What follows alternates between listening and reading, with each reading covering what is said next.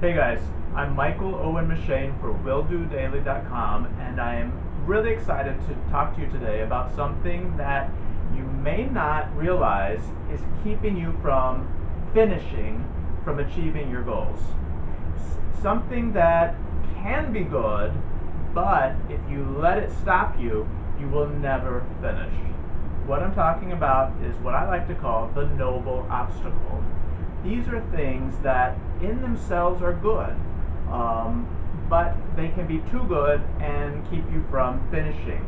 This can affect you especially if you are a perfectionist or have perfectionistic tendencies. Let me give you a story to explain what I'm talking about. So a couple of days ago, my son comes to me and says, "Dad, I want to start a garden this summer." So we get in the van, drive to Home Depot, pick out some seeds, and his very favorite thing, and mine too, is watermelon.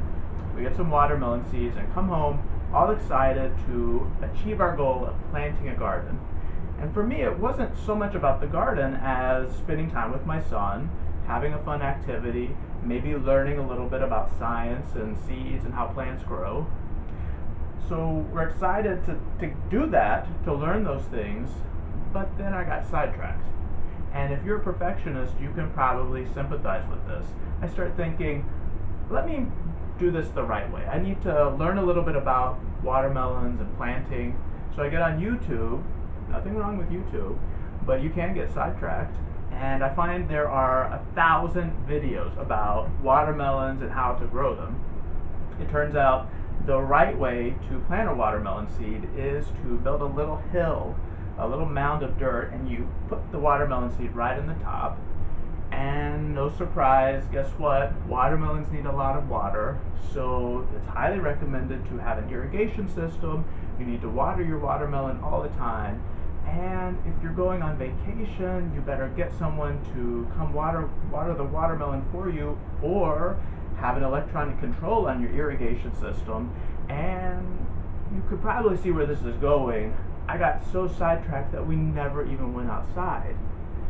All of these things, building the mound, having the irrigation system, even an electronic control, were noble obstacles. They're not bad things, and okay, if you want to be a watermelon farmer and that's your life's goal, great, you probably need to spend time on all those things. But for me and my son, the goal was just to spend time together and get our hands dirty.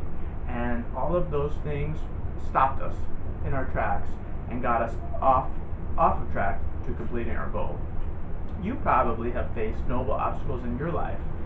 Maybe you're wanting to start a web business and you've got the idea, you're ready to go, you're pumped, and then you start thinking, let me hire a professional to design a logo, and I need someone to do a website, and I better research the best credit card processors, and before you know it, you not only have not finished, you haven't even started the business that you were so excited about.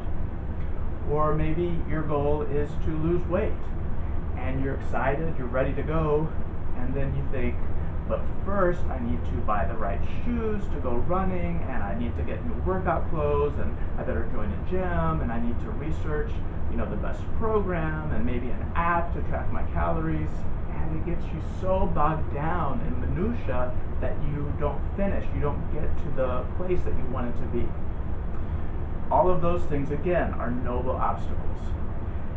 When you find yourself in this loop of going down and bumping up against noble obstacles, you've got to pull yourself back and remember what it is you're trying to accomplish. And I've got a few tips to help you do that.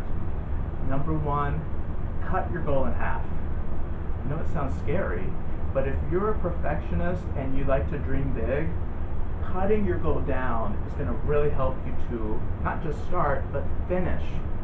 For example, if you're trying to start a business, you really need to think about what is the minimal viable product for you. What is absolutely essential, and everything else can wait.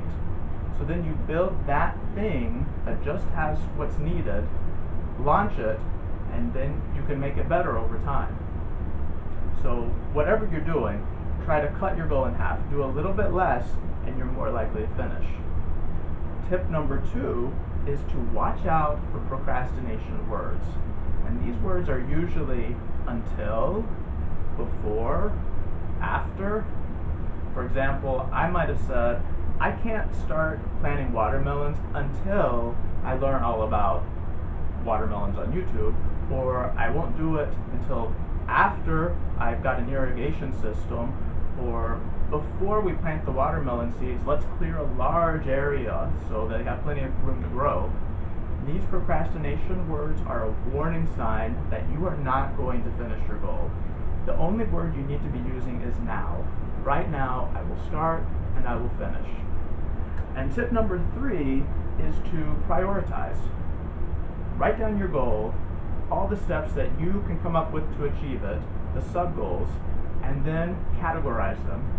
Necessary or noble obstacle. If it's really necessary, that's what you got to do. If it's a noble obstacle, put it in a separate pile. And don't forget about it. Keep that list, but once you finish the main goal, you can come back and make it even better. Guys, I hope you've enjoyed this video.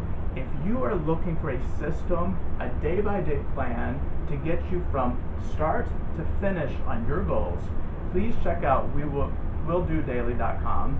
I've got a system to increase your motivation, productivity, and happiness to get your goals done. Thanks for watching.